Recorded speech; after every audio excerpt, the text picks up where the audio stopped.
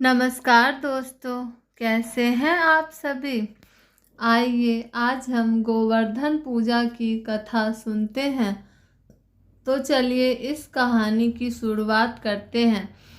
एक दिन भगवान श्री कृष्ण ने देखा कि पूरे ब्रज में तरह तरह के मिठाई तथा पकवान बनाए जा रहे हैं। पूछने पर ज्ञात हुआ कि वृषासुर संहार कर मेघ देवता देवराज इंद्र की पूजा करने के लिए तैयार हो रहा है। इंद्र की प्रसन्नता से वर्षा होगी, गायों को चारा मिलेगा तथा जीविकापार्जन की समस्या हल होगी। यह सुनकर भगवान श्री कृष्ण ने इंद्र की निंदा करते हुए कहा कि उस देवता की पूजा करनी चाहिए जो प्रत्यक्ष आकर पूजन सामग्री स्वीकार करे। गोपों ने यह वचन सुनकर कहा कि कोटि कोटि देवताओं के राजा इंद्र की इस तरह निंदा नहीं करनी चाहिए।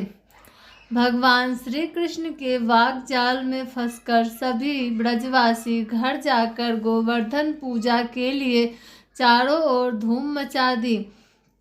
तत्पश्चात नंद जी ने ग्वाल गोपिकाओं सहित एक सभा में कृष्ण से पूछा, इंद्रजन से तो दुर्भिक्ष उत्पीड़न समाप्त होगा, चौमासे के सुंदर दिन आएंगे, मगर गोवर्धन पूजा से क्या लाभ होगा।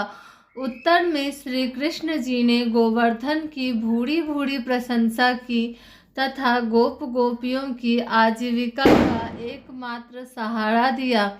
भगवान की बात सुनकर समस्त ब्रजमंडल बहुत प्रभावित हुआ तथा स्वगृह जाकर सुमधुर पकवानों सहित पर्वत तराई में कृष्ण द्वारा बनाई विधि से गोवर्धन पूजा की।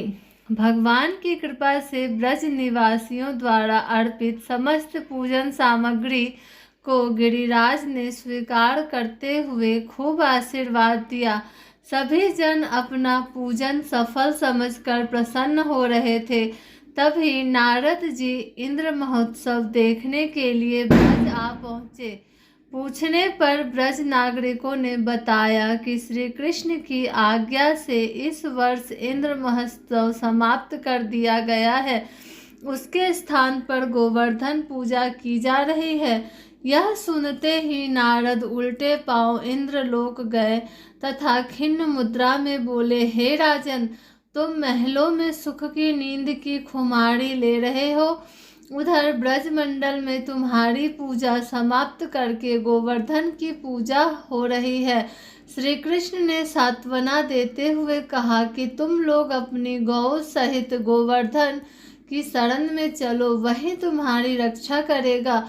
इस तरह समस्त ग्वाल बाल गोवर्धन की तराई में पहुँचे। श्री कृष्ण ने गोवर्धन को कनिष्ठा उंगली पर उठा लिया और 7 दिन तक गोप गोपिकाओं उस सहित उसी छाया में सुखपूर्वक रहे। भगवान की कृपा से उनको एक भी छींटा नहीं लग पाया। इससे इंद्र को महान आश्चर्य हुआ। तब भगवान की महिमा को समझकर अपना गर्व नष्ट जानकर इंद्र स्वयं ब्रज आए और भगवान कृष्ण के चरणों में गिरकर अपना मूर्खता पर महान पश्चाताप किया। 7वें दिन भगवान ने गोवर्धन पर्वत को नीचे रखकर इसी भांति प्रतिवर्ष गोवर्धन पूजा करके अन्नकूट उत्सव मनाने की आज्ञा दी।